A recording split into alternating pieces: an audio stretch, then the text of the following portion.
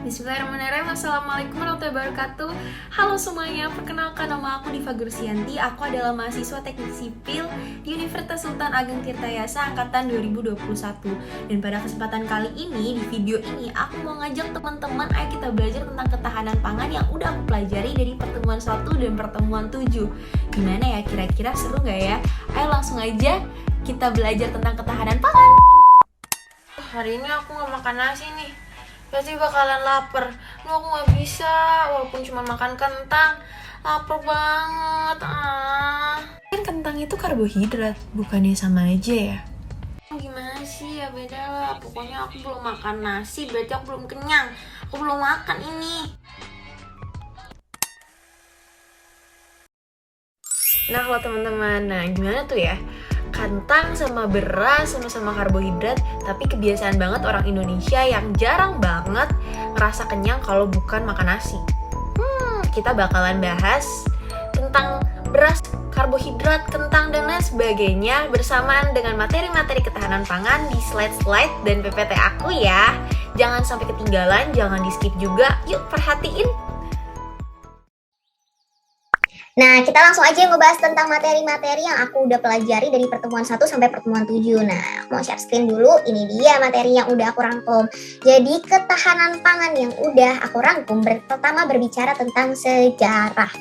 Nah, sejarahnya di tahun 1970 ini, food security ini mulai didirikan. Lalu, tahun 1996, 22 tahun setelahnya, terjadilah pertemuan para petani di Congress Nation of Farmers and Livestock Owners. Nah, pada tahun 2006, kelompok Lavia Compesnia merumuskan kedaulatan pangan sebagai hak setiap bangsa. Gak berhenti sampai di situ, sejarahnya berlanjut ketika FAO berjanji akan meningkatkan kinerja secara dinamis tentang kedaulatan pangan pada tahun 2002. Lalu, 1 tahun setelahnya, FAID menghasilkan Kesepakatan Internasional Kedaulatan Pangan. Dan 2014-nya, akhirnya FAO menjadikan sebagai tahun pertanian keluarga. Nah, arah kebijakan ketahanan pangan itu ada 3 teman-teman. Yang pertama itu tentang ketersediaan pangan, dan yang kedua tentang keterjangkauan pangan, serta terakhir tentang pemanfaatan pangan. Tentunya 3 poin ini nggak jauh beda dan nggak bakalan jauh dengan faktor-faktor produksi, distribusi, dan konsumsi kayak gitu. Undang-Undang Nomor 18 Tahun 2012 Pasal 1 Ayat 7 berbicara tentang ketersediaan pangan, di mana ketersediaan pangan adalah kondisi tersedianya pangan dari hasil produksi dalam negeri dan cadangan pangan nasional serta impor apabila kedua sumber utama tidak dapat memenuhi kebutuhan. Jadi impor akan diberlakukan ketika cadangan pangan yang ada di negara kita tidak dapat sesuai dengan kebutuhan. Nah, faktor yang mempengaruhi ketahanan pangan itu juga ada 3, tentang produksi pangan, perdagangan, dan transfer. Produksi pangan, seberapa banyak sih si produser ini dapat memproduksi makanan atau bahan pangan, kayak gitu.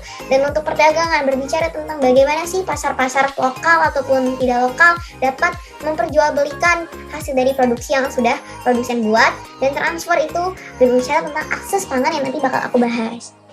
Nah, ini dia akses pangan. Salah satu subsistem ketahanan pangan yang menghubungkan antara ketersediaan pangan dengan konsumsi atau pemanfaatan pangan. Jadi berkaitan dengan ketersediaan pangan, gimana caranya nih makanan yang udah tersedia dapat dikonsumsi dan dimanfaatkan. Lalu selanjutnya, faktor yang mempengaruhi akses pangan menurut World Food Program adalah faktor fisik, faktor ekonomi, dan faktor sosial. Nah, faktor fisik ini berkaitan dengan fisik dari si makanan. Kalau ekonomi berkaitan dengan faktor-faktor perekonomian dalam masyarakat. Lalu faktor sosial itu biasanya tentang pola kebiasaan masyarakat yang kayaknya masyarakat ini lebih dominan makan yang seperti apa sih sesuai dengan adat istiadatnya atau kebiasaan masyarakatnya kayak gitu. Nah, upaya-upaya yang dilakukan pemerintah dalam mengakses pangan itu meliputi dengan membangun infrastruktur, lalu mengadakan kebijakan untuk dapat menghasilkan pulau mandiri pangan, pendapatan masyarakat yang distabilisasikan dan disusul dengan stabilisasi harga barang pangan yang beredar, serta sosialisasi seperti diversifikasi pangan, dan lain sebagainya. Juga ada bantuan pangan atau bansos yang biasanya pemerintah akan berikan kepada masyarakat. Nah, pemanfaatan pangan berdefinisi sebagai pangan yang aman dan bergizi untuk memenuhi kebutuhan asupan gizi sehari-hari. Makanan yang dikonsumsi pun harus cukup energinya untuk memungkinkan konsumen melakukan aktivitas fisik rutin. Nah, nggak cuma hanya kenyang seperti yang video aku sebutin tadi, nggak cuma kenyang tapi gizi juga harus dipenuhi. Gizi dapat dipenuhi dengan bagaimana? Dengan memenuhi variasi makan seperti makan tempe, dapat proteinnya, sayur, dapat vitaminnya, seperti itu. Selanjutnya ada definisi keamanan pangan, merupakan upaya yang diperlukan agar dapat mencegah pangan dari kemungkinan 3 cemaran. 3 cemaran ini akan kita bahas. Pertama, cemaran biologi, di mana berkaitan dengan bios atau makhluk hidup. Contohnya seperti serangga. Ada soto nih, sotonya ada semutnya, berarti itu ada cemaran biologinya di dalamnya. Lalu kedua, cemaran kimia. Cemaran kimia ini berkaitan dengan bahan-bahan kimia. Contohnya di bakso ada boraks, berarti itu udah termasuk baksonya terkena cemaran kimia. Yang terakhir adalah cemaran fisik, di mana cemaran ini berbentuk jelas fisiknya, seperti contohnya beling, besi, atau serpihan-serpihan kayu mungkin. Selanjutnya, nah kita berbicara tentang diverifikasi pangan. Ini berkaitan juga sama video yang aku tadi bilang, karena kebanyakan masyarakat Indonesia itu berpaku pada makanan pokok yaitu beras. Padahal di sini kita punya program yaitu diverifikasi pangan. Diverifikasi pangan ini merupakan upaya untuk memverifikasikan makan pokok agar tidak terfokus pada satu tanaman pangan saja. Diverifikasi pangan ini bertujuan dapat mengantisipasi krisis penyediaan pangan alternatif, menggerakkan ekonomi dan mewujudkan sumber daya manusia yang sehat. Nah, kenapa sih perlu ada diverifikasi pangan? Kenapa? Karena diverifikasi pangan ini dapat menstabilkan harga beras. Bayangkan kalau seumpama produksi beras itu adalah kurang dari keinginan masyarakat untuk mengkonsumsi beras. Nanti kan berarti harga beras akan lebih naik. Nah, itu dia kenapa diusulkan diverifikasi pangan. Nah, jadi biar harga beras nggak naik, kita harus mengalternatifkan makanan pokok kita ke makanan yang lain. Contohnya seperti kentang, umbi-umbian, juga ada jagung, dan lain sebagainya. Kayak gitu. Nah, itulah kebiasaan masyarakat Indonesia ya. Oke, selanjutnya kita harus mengenal aspek-aspek ketahanan pangan. Terbagi menjadi dua, ada ekonomi dan teknologi. Kalau ekonomi, dia itu biasanya berbicara tentang ekonomi suatu masyarakat, juga tentang harga pangan yang beredar di masyarakat gitu. Kayak pertama, pendapatan masyarakat. Berapa sih pendapatan masyarakatnya? Itu mempengaruhi banget loh, karena kan nggak mungkin orang yang berpendapatan itu di bawah 5 juta sama dengan yang makanannya sama dengan yang dimakan dengan orang yang di atas 5 juta. Mungkin keinginannya berbeda gitu, karena berkaitan dengan ekonomi dan uang yang kita dapatkan gitu. Yang kedua, tentang kestabilan harga pangan ini diperlukan sekali peran pemerintah dalam hal ini. Kenapa? Karena ketika harganya tidak stabil, otomatis masyarakat juga jadi kebingungan. Makanya dengan cara menstabilkan harga ini bisa tadi dengan diversifikasi pangan, lalu juga variasi pemerintah untuk mensosialisasikan memvariasikan pangan dan lain sebagainya. Lalu yang ketiga, penting juga diamati tentang pertumbuhan ekonomi. Kira-kira ekonomi kita nih lagi bagaimana? Kira-kira masyarakat ini akankah lebih fokus ke bahan-bahan pokok seperti pangan atau ke arah yang bagaimana? Itu termasuk dengan diagram pertumbuhan ekonomi. Selanjutnya, aspek teknologi ini berkaitan dengan stres biotik, stres abiotik, produktivitas tanam, pertanian di lingkungan kota, kehilangan pasca panen dan pengolahannya. Nah, teknologi ini kan semakin berkembang ya dari zaman waktu ke waktu.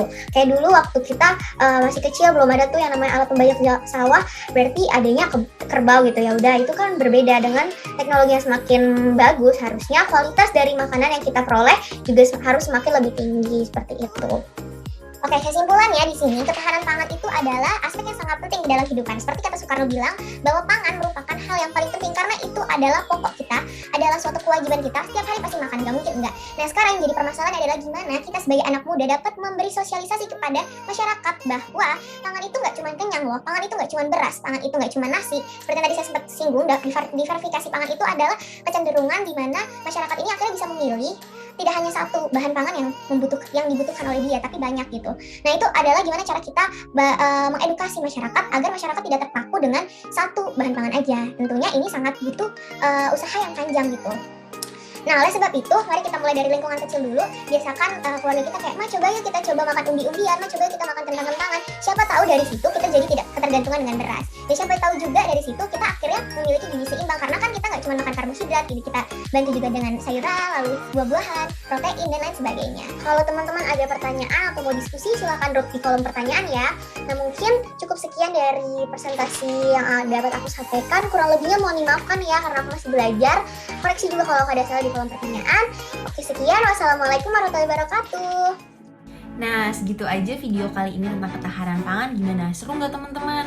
Tolong kritik dan saran di kolom komentar ya. Assalamualaikum warahmatullahi wabarakatuh. Dadah semuanya.